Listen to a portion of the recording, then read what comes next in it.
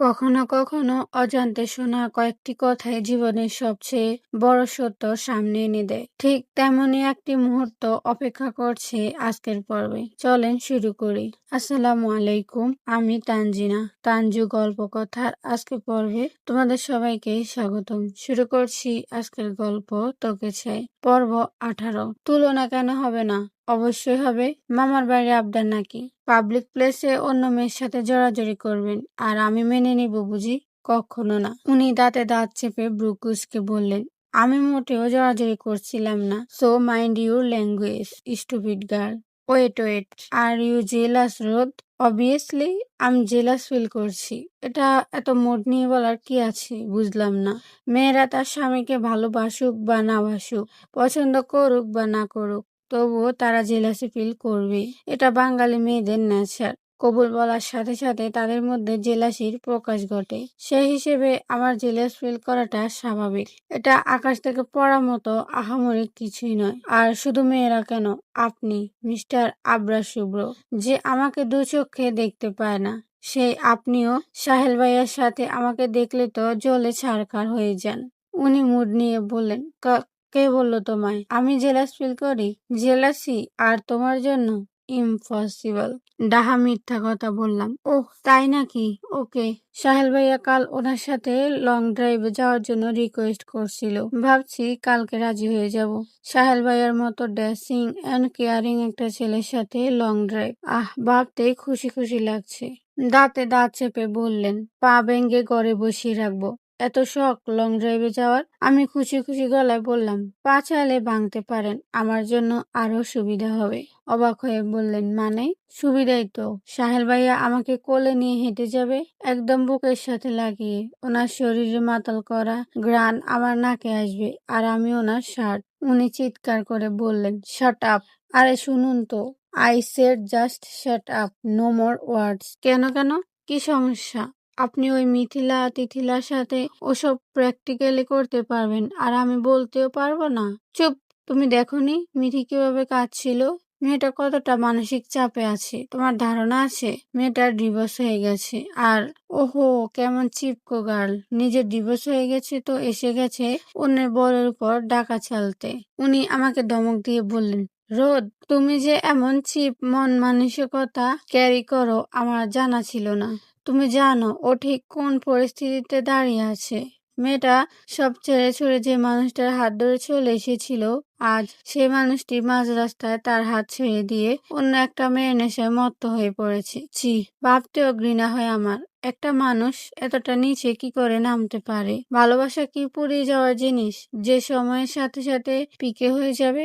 ওই শালাকে হাতে পেলে আমি ওকে খুন করে ফেলতাম। নেহাত মিথি রিকোয়েস্ট করছে, নয়তো ওকে পুঁতে রেখে দিতাম। উনি রাগে পুড়ছেন, চোখ দুটো লাল হয়ে আছে। আমি ভয় আর খারাপ লাগা দুটোর সংমিশ্রণে গড়া একটা অনুভূতি নিয়ে বসে আছি। সত্যি তো, আফুটা খুবই ভয়ানক পরিস্থিতিতে আছেন। আর যাই হোক, ভালোবাসার মানুষটি থেকে ধোঁকা পাওয়ার মতো কষ্টের আর কিছু হতে পারে না।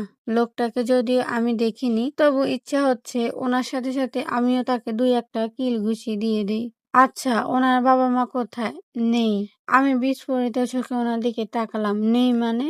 মিথি ওর বাবা মার অমতে বাড়ি ছেড়ে চলে আসে। শেষ বয়সের একমাত্র মেয়ে ছিল মিথি। খুব বেশি ভালোবাসতেন, তাই হয়তো ধাক্কাটা সামলাতে পারেননি। সেই দিনই হার্ট অ্যাটাকে মারা যান ওর বাবা। তার মাস 6 পরে মিথির মা। মিথি বড্ড অন্যায় করে ফেলেছে, তাই হয়তো শাস্তিও পাচ্ছে। আমি একটা দীর্ঘশ্বাস ফেললাম।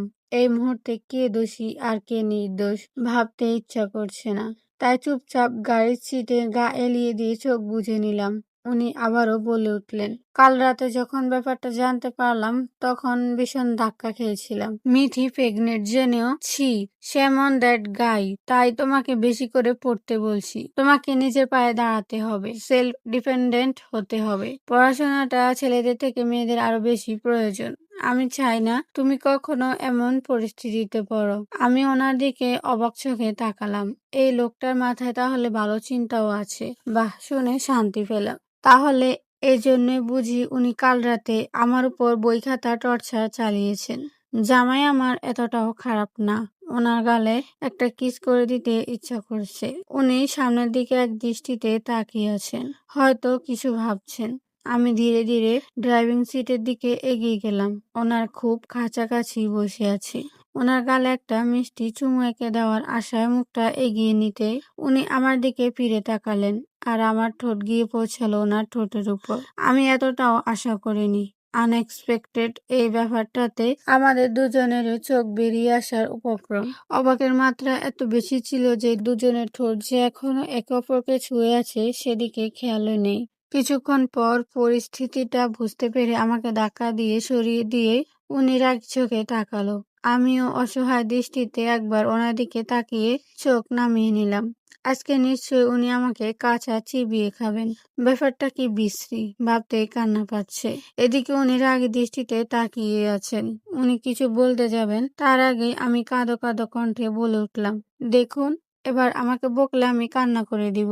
আমি মোটেও ইচ্ছা করে এমনটা করিনি। আপনি তো হঠাৎ করে আমার দিকে ফিরে তাকালেন, নয়তো এমনটা কখনো হতো না। আমি তো জাস্ট ওই পাশের দোকানের নামটা দেখার জন্য এগিয়ে গিয়েছিলাম। নার্ভাসনেসে কি বলতে যে কি বলছি আল্লাহ মালুম। তবে কাজ যে হয়েছে সেই অনেক। উনি আর কিছু না বলে দাঁত কটমট করতে করতে গাড়ি স্টার্ট দিলেন। আমিও হাঁপ ছেড়ে বাঁচলাম। ওনার সাথে বিয়ে হয়ে জীবনটা মরুভূমি হয়ে গেছে। মাঝে মাঝে মরীচিকার দেখা মিললেও ওনার রাগী চোখের তাপে ওগুলো হাওয়া হয়ে যায়। ধ্যাত। রাত 11টা বাজে। আমি ড্রয়িং রুমে দাঁড়িয়ে আছি, শুধু শুধু দাঁড়িয়ে আছি। ব্যাপারটা মোটেও তেমন না। আমি আসলে শুভ্রকে খুঁজছি। আমাকে পড়তে দিয়ে সে 10টায় রুম থেকে বেরিয়েছেন, আর এখন বাজে 11টা। গত 1 ঘন্টা ধরে মানুষটা হাওয়া। বাড়ির প্রতিটি ঘর চেক করে ওনার টিকিটের সন্ধান না পেয়ে এখানে এসে দাঁড়িয়েছি। হঠাৎ মামানিকে দেখতে পেলাম। একটা ট্রেতে 3 কাপ কফি আর কিছু হালকা খাবার নিয়ে সিঁড়ির দিকে এগোচ্ছে। ব্যাপার কি? সবার ডিনার কমপ্লিট, এখন এসব কে খাবে? আর কিছু না ভেবে মামুনির কাছে চলে গেলাম, যদি শুভ্রর কোনো খবর পাওয়া যায়। মামুনি, এসব কার জন্য গো? মামুনি বললেন, সাব্বির আর রোহান এসেছে, শুভ্রর সাথে ছাদে আড্ডা দিচ্ছে। এগুলো ওদের জন্যই। ওহ, এই ব্যাপার। সাহেব তাহলে আড্ডায় মজেছে। আচ্ছা মামুনি, তাও আমি দিয়ে আসছি, তুমি ঘরে যাও। মামানি প্রথমে মানা করলেও এক প্রকার আমার কথা রাখতে আমার হাতে ট্রেটা ধরিয়ে দিয়ে চলে গেলেন। আমি মনে সুখে সিঁড়ি বেয়ে উপরে উঠছি, কিন্তু ছাদের দরজার কাছে এসে আমার পা যেন অটোমেটিক থেমে গেল। ওনাদের কথাগুলো আমার কানে স্পষ্ট। ওনাদের গল্পের মূল বিষয় যে আমি, সেটা বুঝতে বাকি রইল না। ওনাদের মুখে রোদ নামটা শুনে থমকে দাঁড়ালাম। তুই কি রোদকে ভালোবাসিস? কিরে, চুপ করে আছিস কেন? সাব্বির যা বলছে তার উত্তর দে। বিরক্ত হয়ে বললেন, তোরা প্লিজ চুপ করবি? এসব বলতে এত রাত এখানে এসেছিস নাকি? তোর যদি তাই মনে হয় তাহলে তাই, এখন উত্তরটা দে। হয়তো না। হোয়াট? হয়তো? একটা হয়তোর মধ্যে তুই একটা মেয়ের জীবন বেঁধে রেখেছিস। কিন্তু আমার মনে হয় তুই রোদকে ভালোবাসিস, নয়তো ওই দিন রাতে আশিকদের ওভাবে পিটিয়েছিলি কেন? আর সাহেলকে ওর পাশে দেখলে তোর রাগই বা লাগে কেন? ভয়? হোয়াট? সাব্বির প্লাস রোহান দুজনে অবাক। Like seriously? যাকে ভালোবাসিস না তাকে নিয়ে আবার কিসের ভয়? হারানোর ভয়। ফাজলামো করিস? ভালোবাসিস না আবার হারানোর ভয়? সবকিছুর একটা লিমিট আছে। দেখ শুভ্র, আমরা সবাই জানি যে সাহেল রোদকে পছন্দ করে। তুই ওকে ভালো না বাসলে শুধু শুধু মেয়েটাকে ধরে রেখে কষ্ট দিচ্ছিস কেন? সাহেল ওকে ভালো রাখবে। শুভ্র চিৎকার করে বলল, পাগল হয়েছিস তুই? রোদ আমার বউ। রোহান কি ভুল বলেছে শুভ্র? ওকে ভালোবাসিস না, স্ত্রী হিসেবে পুরোপুরি মানতেও পারিস না, আবার হারানোর ভয়ও পাস। এসব কি? এত টানাপোড়েনের চেয়ে সাহেলের কাছে কি রোদ ভালো থাকবে না? না, থাকবে না, কারণ আমি থাকতে দিব না। কিন্তু কেন শুভ্র? ওকে আমার প্রয়োজন, ওকে ছাড়া আমার চলবে না। রাগী কণ্ঠে বললেন, মানে কি? খুলে বলবি প্লিজ? ভালোবাসিস না আবার বলছিস প্রয়োজন। বলদ মনে হয় আমাদের? যা সত্য তাই বলছি। তোরা তো জানিস নীলি মারা যাওয়ার পর আমি কতটা ডিপ্রেশনে চলে গিয়েছিলাম। 3 মাসে 7টা বার সুইসাইড অ্যাটেম্প্ট করেছি। হয়তো আরো করতাম, কিন্তু তোদের জন্য হয়ে ওঠেনি। আমার অবস্থা কেমন হয়েছিল তা হয়তো তোরাই ভালো জানিস। আমার সিচুয়েশনটা হয়তো তোরা বুঝতে পারতি, বাট আমার মনের অবস্থাটা প্রতিটি মুহূর্ত দম বন্ধ হয়ে আসতো। নীলের কথা মনে পড়তেই নিজেকে শেষ করে দিতে মন চাইতো। যে মেয়েটাকে একদিন না দেখলে পাগলামো শুরু করতাম, সে মেয়েটাকে নিজ হাতে মাটি চাপা দিয়েছি ভাবতেই শ্বাস বন্ধ হয়ে আসতো। তখন মরে যাওয়াটাই আমার কাছে সবচেয়ে শান্তির বলে মনে হতো। এরপর কি ঘটবে জানতে চোখ রাখুন পরবর্তী পর্বে। ততক্ষণ পর্যন্ত ভালো থাকুন। আল্লাহ হাফেজ।